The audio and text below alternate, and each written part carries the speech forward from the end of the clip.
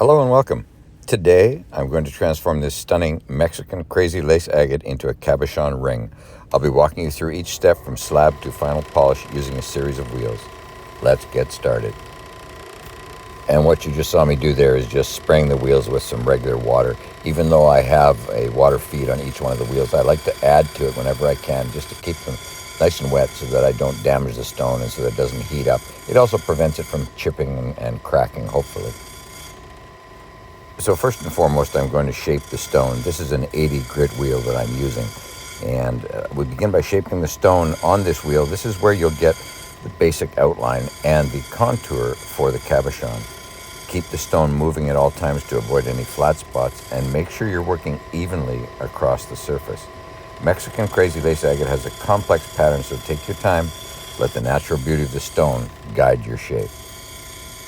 You'll notice I just turned the stone at a 45-degree angle. This is the first step in forming the dome top to the stone.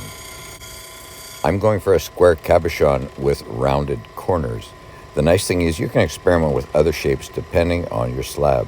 At this stage, it's just all about creating a smooth, even dome to work with. As you can see, I've got my initial 45-degree angle to start the dome. Now what I'm doing is I'm going at about probably around 30 degrees, 25. You don't have to be too exact at this stage. We can work any imperfections out with the next wheels as we go along. But just make sure that you get a nice dome top, and that gives us our preliminary form so that we can continue to the next wheels. You'll notice that I'm always moving the stone so that we don't develop any flat spots. And I am always having lots of water coming onto the stone.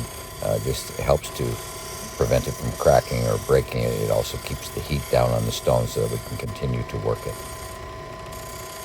Just press lightly on this 80 grit stone. You don't want to put too many deep scratches. What I'm doing here is I'm just washing off the wheels as we go. We're now moving on to a 220 grit wheel. This 220 wheel refines the shape and starts to smooth out the deep scratches left by the 80 grit wheel. This is a critical step to make sure your stone has a nice clean contour for the next stages of sanding and polishing. As you saw, now the stone is starting to look a little bit more refined. Still has a few scratches. We'll tackle those in the next stages. Now, this is a 280 grit wheel. Now that the basic shape is complete, it's time to move to the 280. This is where we start to focus on removing the deeper scratches and creating a smoother finish. Remember, always keep the stone wet.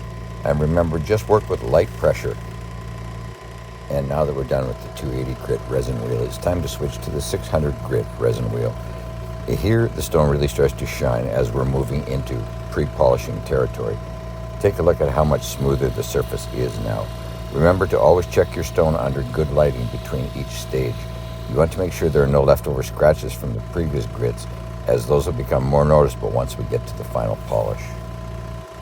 You'll notice that quite often I grab my water spray bottle. That's not just to wet the wheels, it's also to take off any loose grits so that I don't add any scratches from the previous grits and wheels into the product that we're getting to the finished stages.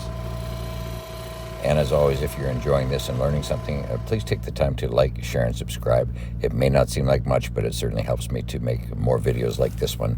Thank you for your time today, and thanks for watching the channel. Now we're on to the 1200 grit wheel. This is where we start to see that high gloss finish begin to emerge. By this stage, the stone should feel very smooth to the touch, and you'll start to notice the intricate patterns of the crazy lace agate really begin to pop. And last but not least, the 3000 grit wheel. This gives the stone its final polish. It brings out the luster and makes the stone just sparkle. Work lightly and evenly over the surface to get the best results. And what you see me doing now is just removing the stone from the dopstick. I used E6000 adhesive on this, and I got lucky on this one. It came off completely. The stone is ready to be mounted on the ring, which you will see next. So here I'm taking advantage of a beautiful sunny British Columbia fall day. I took the ring out into the sun to give you a better idea. Now, this was going to be for sale. However, I sent out some pictures just a little before I finished it, and it got snapped up. So if you do like these and you'd like to have one in your collection, please drop me a line and I can make some other ones, which I'll be glad to show you. Thank you for your time today. Thanks for joining me on the channel. And now what?